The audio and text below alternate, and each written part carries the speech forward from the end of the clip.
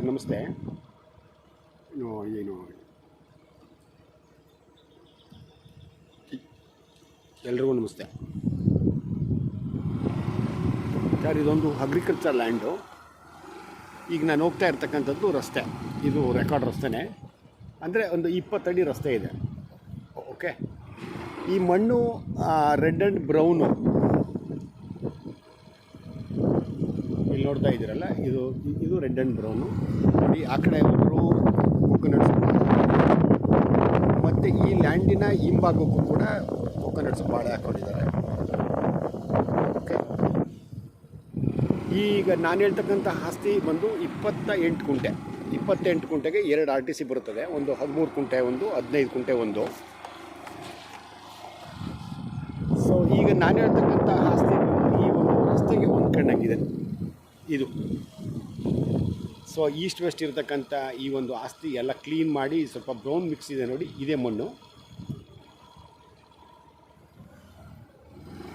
ಹಳ್ಳಿ ನೋಡಿ, ಅದೇನೇ ಹಳ್ಳಿ. ಹಳ್ಳಿಯ ಹಿಂಭಾಗ ಇದು. ಓಕೆ, ಹಳ್ಳಿಗೆ ಭಾಳ ಹತ್ತಿರ ಇದೆ. ಹಳ್ಳಿಗೆ ಹತ್ತಿರ ಇದೆ. ಒಂದು ಸ್ಮಾಲ್ ಬಜೆಟ್ ಇರ್ತಕ್ಕಂಥವ್ರು ಮಾಡ್ಬೋದು. ಇದೇ ಊರನ್ನ ರೈತರಿಂದ ಆಗ್ತಕ್ಕಂಥದ್ದು. ಇದು 20 ಅಡಿ ರಸ್ತೆ ಇದೆ. ಈಗ ಅಲ್ಲಿ ಅಳತೆ ಮಾಡಿಸಿದಾರಂತೆ ಇದೇ ಊರಿನವರು, ಅಂದರೆ ಅಕ್ಕಪಕ್ಕದ ಆಸ್ತಿಗಳನ್ನವರು. ಇದನ್ನೆಲ್ಲ ಕ್ಲೀನ್ ಮಾಡಿಸಿ ಇನ್ನೂ ಅಚ್ಚುಕಟ್ಟು ಮಾಡಿಸ್ತಾರೆ ಇದನ್ನ. ಓಕೆ, ಸೊ ಹಳ್ಳಿಗೆ ಹತ್ರ ಇದೆ. ಸೊ ಊಟಿ NH ಇಂದ ನಿಮಗೆ 9 ಆಗುತ್ತೆ.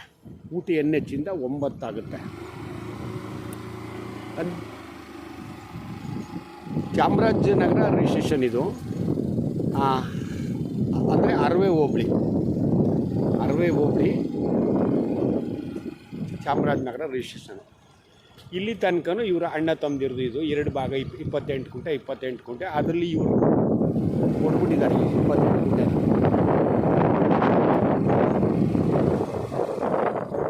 ನಾನು ಎಲ್ಲ ಕಡೆ ಹೋದಾಗಲೆಲ್ಲ ಹೇಳ್ತಾ ಇರ್ತೀನಿ, ಈ ಆರ್ಥಿಕವಾಗಿ ಅನುಕೂಲವಾಗಿರ್ತಕ್ಕಂಥವ್ರು ಅವರು ಜಾತ್ಯತೀತವಾಗಿ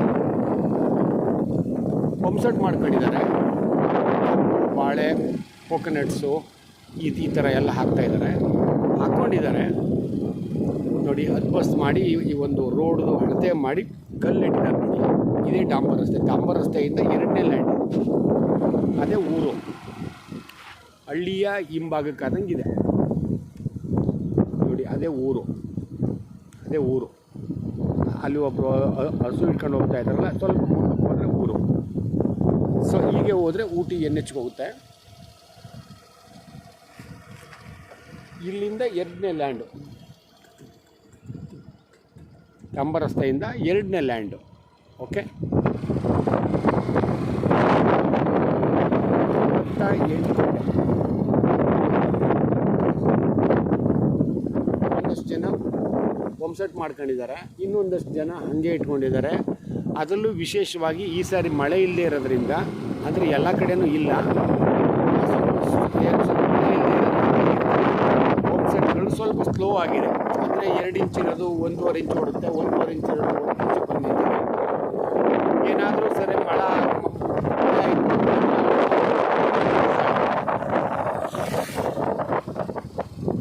ಜೊತೆಗೆ ಈ ಆಸ್ತಿ ಏನಿದೆಯಲ್ಲ, ಈ ಆಸ್ತಿಯಿಂದ ಒಂದು 7-8 ಕಿಲೋಮೀಟರ್ ರೇಡಿಯೇಷನ್ನಲ್ಲಿ ಅಕ್ಕಪಕ್ಕದ ಹಳ್ಳಿಗಳಿಗೆ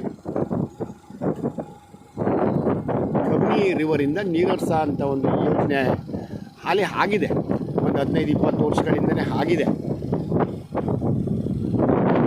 ಅದಾದಮೇಲೆ ಈ ಭಾಗದಲ್ಲಿ ಸ್ವಲ್ಪ ಅಂತರ್ಜಲ ಆದಷ್ಟು ಇಂಪ್ರೂವ್ಮೆಂಟ್ ಇದೆ.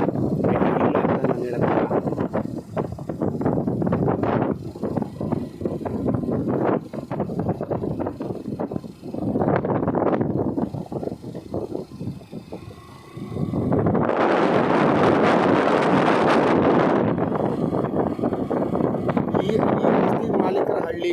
ಹಳ್ಳಿ ಭಾಳ ಹತ್ತಿರದಲ್ಲಿದೆ.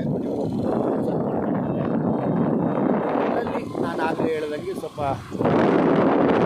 ಸೆಟ್ ಮಾಡ್ಕೊಂಡಿದ್ದಾರೆ. ಇನ್ನೊಂದಷ್ಟು ಜನ ಹಾಗೆ ಇಟ್ಕೊಂಡಿದ್ದಾರೆ. ಕಡಲೆಕಾಯಿ, ರಾಗಿ, ಜೋಳ,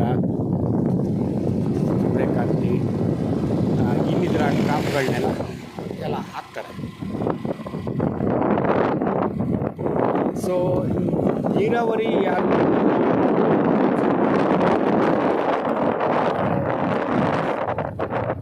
ಅಡಿಕೆ, ಅರಿಶಿನ ಈ ಥರ ಕ್ರಾಪ್ಗಳನ್ನೆಲ್ಲ ಹಾಕ್ತಾರೆ.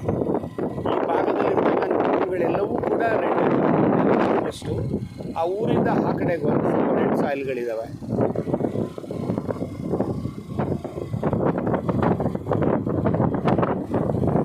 ಹಳ್ಳಿಗೆ ಹತ್ರ ಇದೆ. ಒಂದು ಸ್ಮಾಲ್ ಬಜೆಟ್ ಇಟ್ಕೊಂಡಿರ್ತಕ್ಕಂಥವ್ರು ಮಾಡ್ಕೊಬೋದು. ಕಾರ್ಡ್ಸ್ ಎಲ್ಲ ಕ್ಲಿಯರ್ ಇದೆ ನೋಡಿ. ಇದೇ ಊರಿನವ್ರದ್ದು ಇದು, ಆಯಿತಾ. ಟೊಮೊಟೊ ಹಾಕೊಂಡಿದ್ದಾರೆ ಒಳಭಾಗಕ್ಕೆ. ನನ್ನ ಪ್ರಕಾರ ಎಲ್ಲ ರೀತಿಯಲ್ಲೂ ಡಾಕ್ಯುಮೆಂಟು ಮತ್ತು ರಸ್ತೆ ಎಲ್ಲ ರೀತಿಯಲ್ಲೂ ಕ್ಲಿಯರ್ ಇದೆ. ಒಂದು ಸ್ಮಾಲ್ ಬಜೆಟ್ ಇಟ್ಕೊಂಡಿರ್ತಕ್ಕಂಥ ಇದಕ್ಕೆ ಹೆಜ್ಜೆ ಇಡ್ಬೋದು. ಅದ್ರ ಜೊತೆಗೆ ಅದ್ರ ಪಕ್ಕದಲ್ಲಿ ಇನ್ನೊಂದು 30 ಕುಂಟೆ ಇದೆ. ನಾಳೆ ದಿನ ಅದು ಆಗುತ್ತೆ. ಆಗ ನಿಮಗೆ ಹೆಚ್ಚು ಕಡಿಮೆ 1.5 ಎಕರೆಯಷ್ಟು ಅಲ್ಲ ಆಗುತ್ತೆ. ಈಗಿನ ಮಟ್ಟಕ್ಕೆ ಒಂದು 28 ಕುಂಟೆ ರೆಡಿ ಇದೆ. ಯಾರಿಗೆ ಅವಶ್ಯಕತೆ ಇದೆಯೋ ಅಂಥವರು ನನ್ನ ನಂಬರ್ ಹಾಕಿರ್ತೀನಿ.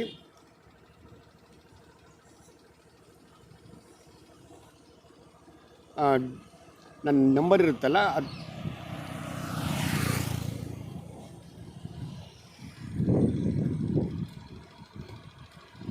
ಕಾಲ್ ಮಾಡ್ತು ಅಂದರೆ ನಿಮಗೆ ಹೆಚ್ಚಿನ ಮಾಹಿತಿನ ನಾನು ಹಂಚ್ಕೊಳ್ಳೋದಕ್ಕೆ ಅನುಕೂಲ ಆಗುತ್ತೆ. ಯಾಕಂದರೆ ಹಳ್ಳಿಗೆ ಹತ್ತಿರ ಇರೋದ್ರಿಂದ ಇಲ್ಲೇ ಸ್ಟೇ ಆಗ್ಬೋದು ಅನ್ನೋ ಲೆಕ್ಕಾಚಾರದಲ್ಲಿ ಹೇಳ್ತಾಯಿದ್ದೀನಿ ನಾನು. ಯಾಕಂದರೆ 28 ಕುಂಟೆ ಇದೆಯಲ್ಲ, ಒಂದು ಚಿಕ್ಕದ ಮನೆ ಮಾಡಿಕೊಂಡು ಇಲ್ಲೇ ಏನಾದ್ರು ಇದ್ಕೋಬೇಕು ಅಂತನ್ನೋರಿಗೆ ಹಳ್ಳಿ ಹತ್ತಿರ ಇರೋದ್ರಿಂದ ಇಲ್ಲೇ ಸ್ಟೇ ಆಗ್ಬೋದು. ಯಾವುದೇ ಗಂಟೆ ತಕರಾರುಗಳು ಇಲ್ಲ. Okay sir, thank you.